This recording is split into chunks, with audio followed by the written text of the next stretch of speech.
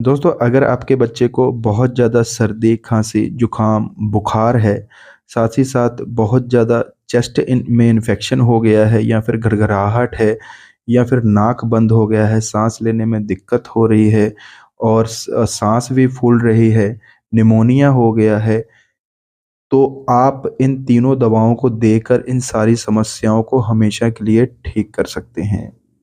नमस्कार दोस्तों, मैं हूं राज वर्मा और आप देख रहे हैं अपना डॉक्टर राज यूट्यूब चैनल को। तो पहले चैनल को सब्सक्राइब कर दिए, साथ में जो घंटी वाला निशान है उसे ऑल पे टच कर दिए ताकि आपको ऐसे ही वीडियोस की नोटिफिकेशन मिलते रहें।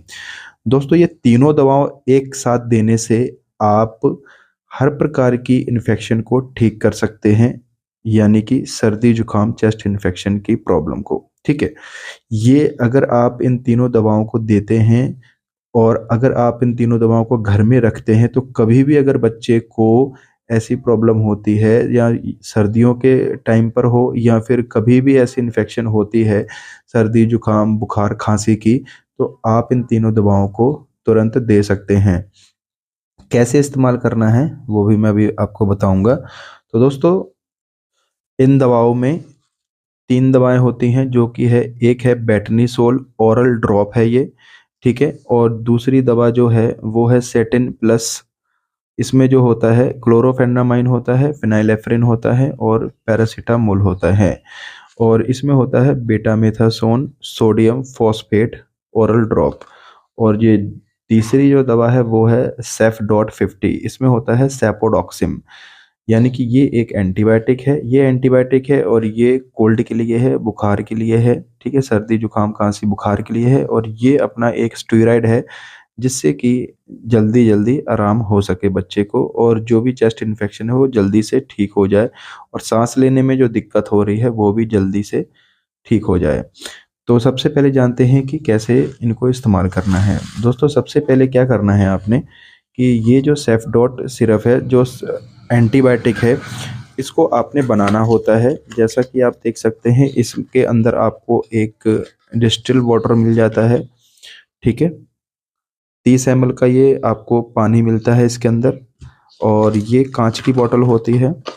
ठीक है, तो आपने क्या करना है कि ये जो वाटर है ये पानी है पूरा इसमें मिलाना होता है और अच्छी तरह से हिलाते रहना है 2-3 मिनट तक, जिससे कि ये पूरा घुल जाएगा। और नीचे आपने देख लेना है जब तक कि ये घुल नहीं जाता, जब तक आपने इसको हिलाते रहना है इस प्रकार से।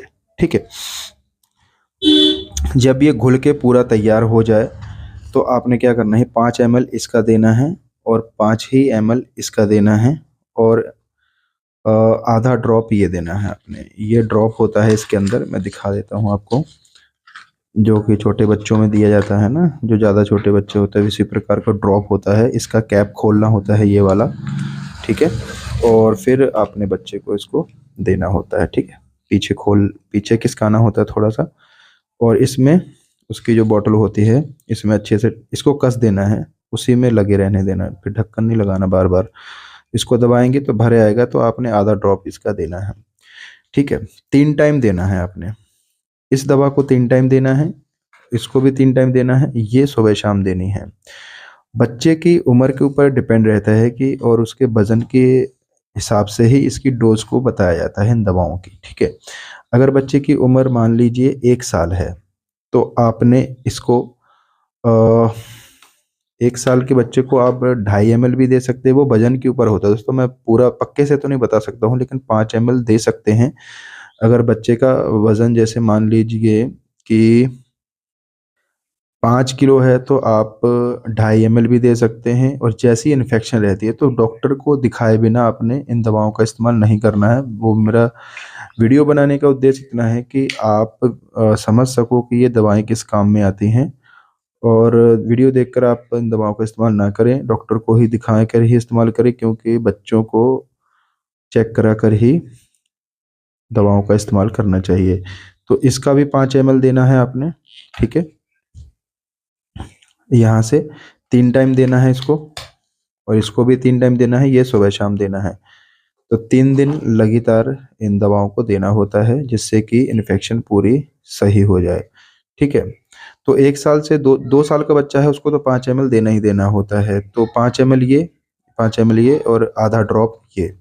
ठीक है, यहाँ से आधा ड्रॉप सुबह शाम, जिससे क्या होगा कि पूरी इन्फेक्शन ठीक हो जाएगी और पहले ही दिन से आराम लगना चालू हो जाएगा। और अगर बहुत ज़्यादा खांसी है तो कफ सिरप भी दे सकते हैं, ठीक है?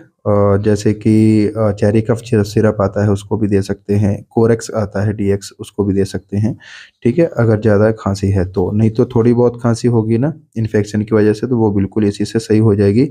और जो रेशा जमा हुआ है ना चेस्ट के अंदर, जो घड़घड़ाहट आ रही है, वो भी आवाज़ आती है जो घड़घड़ाहट की, वो भी ठीक हो जाएगी। और जो सांस लेने में परेशानी होती है, फेफड़ों में जब रेशा जम जाता है ना, तो वो सांस लेने में दिक्कत होती है बच्चे को, तो वो भी ठीक हो जाएगी इससे।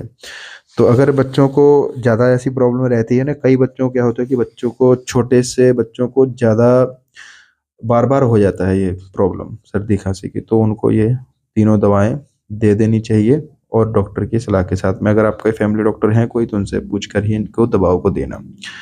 तो 3 दिन तक देना जरूरी होता है। अगर नहीं आराम लगता है तो आप डॉक्टर को हॉस्पिटल में दिखाना चाहिए, बच्चे वाले डॉक्टर को। तो आज के लिए दोस्तों इतना ही। उम्मीद करता हूँ वीडियो अच्छा लगा तो वीडियो को लाइक जरूर कर देना, चैनल को सब्सक्राइब करना ना भूलेगा। धन्यवाद।